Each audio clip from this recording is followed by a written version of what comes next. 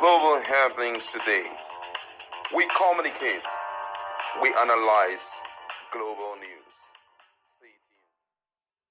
The most awaited confession is out right now, and it is coming from NNPCL, and they are telling Nigeria what most Nigerians have been speculating and what most papers have been talking about, and it has to do with the imbalances in the Nigerian National Petroleum Company Limited, as it has to do with the financial strain which they have gotten themselves involved as a result of the supply of petroleum or premium motor spirit. We are going to give you full details of it, because right now it's something that all Nigerians need to buckle their belts and get ready to face whatever that will be coming out from here. Now, according to the news, the Nigerian National Petroleum Company Limited, NNPCL, says the organization is facing financial strain due to supply of premium motor spirit, PMS, popularly known as petrol or fuel, as most people will.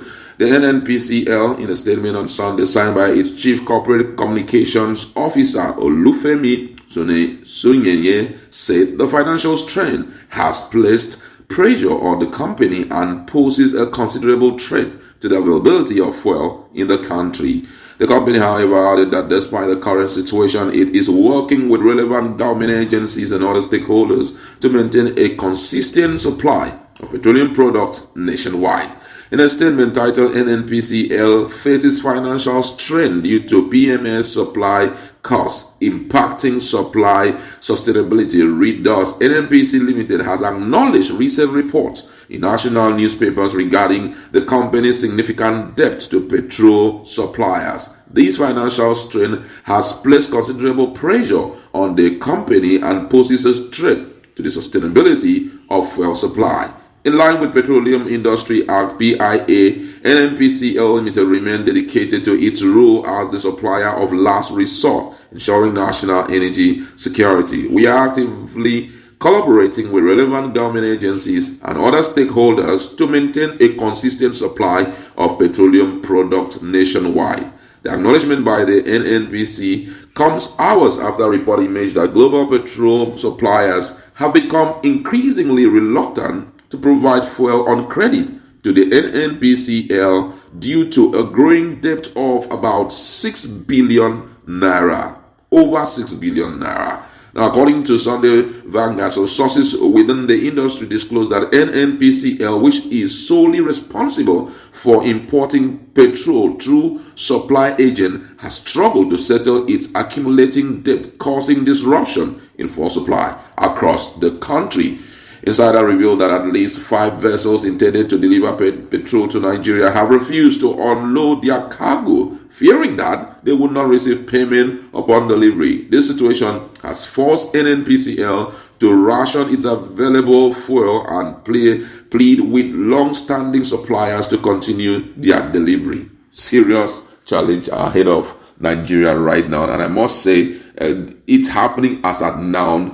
Points to one direction, that all Nigerians just need to wake up and buckle their belts, because with this statement of possible no supply from the NNPCL, it therefore means that the fuel price, whenever there is scarcity, there's bound to be inflation in the price of that product, and which therefore means it's going to be such in the prices of fuel. And I think NNPC opening up publicly like this is not good enough for the Nigerian society, especially the common man, because right now most of the filling stations are going to shut down selling of fuel, waiting for when the prices will surge.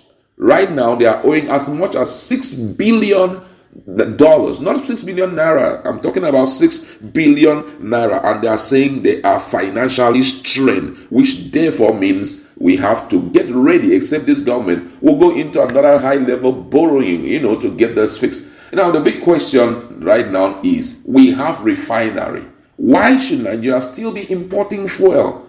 We have refineries that can be fixed with this kind of amount of money, but we are importing fuel. And this is quite troubling. Now, concerning the case of the Dangote refinery, what we were told was that he will start getting the supply of crude oil on 1st October, which means we are 1 month away from that time. From now till that time, we can't even tell how Nigeria will survive. Now, according to the information made available, more than 6 vessels are waiting to upload. But then they said they just can't because already the debt ratio of NNPC to their fuel supplier is increasing astronomically, which means that Nigeria is going to face very serious crisis when it comes to petrol. And you know, the petrol we're talking about here affects virtually everything. The government have promised that CNG buses will be released, but how effective will that be? Now, when we're talking about petrol, we are not talking about just the use of petrol to, you know, for just cars alone.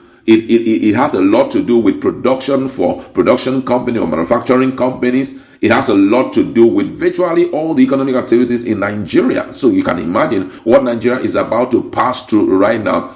If you wake up tomorrow and you find yourself buying fuel for as much as 2,000 naira a liter, you don't have to blame anybody because already the suppliers are holding back. Why? Because of the huge debt that NNPC is owing them. What does the future look like at this point? That's why we keep talking about good leadership, because good leadership would have focused primarily on the issue of fixing the refinery. If the refineries were fixed 3 months into entry into office, and that's the new government, 3 months, by now this crisis will be nowhere to be found.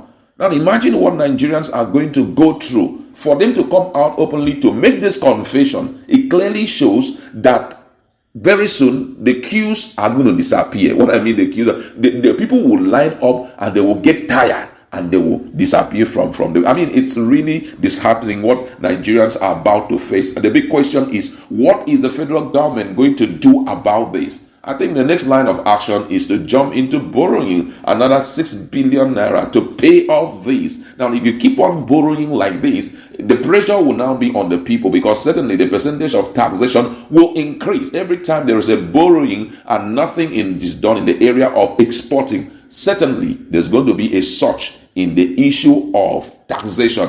And some of those who are expecting that the federal government will continue the payment of 70,000 naira minimum wage, you guys gotta be dreaming, because very soon that will not be possible. Nigeria is in a very dicey situation right now, and I think that all the state governments at this point need to start wearing their thinking cap to see how they can generate income in this country. Nigeria is nosediving economically, and if nothing is done speedily, especially considering the issues that are pending before us, then we should get ready for the worst. Does the government have, the federal government, do they have any plan for Nigeria? We are waiting to hear what President Tinubu will tell Nigeria. He's been off to China to talk about, Asia-African relationship and all of that. But guess what? I don't know if he's going to drag down some companies to work here. But unfortunately, even if you are going to be driving down or dragging some companies, the country, the environment itself is not conducive. Imagine if fuel is giving us such an issue, and also the issue of insecurity is there, other pending issue we are owing virtually everywhere. Which company would like to strive in that kind of environment? Because any company that comes in here to stay with, to work in Nigeria or to carry out its activity in Nigeria, one of the things that will drive them mad will be increase in the tax rate. The tax rate will increase astronomically, and I mean that is one thing that most manufacturers run away from. We'd like to leave it there. What's the future of Nigeria? If you know what will happen in future, let's meet in our conversation. Global happenings today. We communicate. We analyze.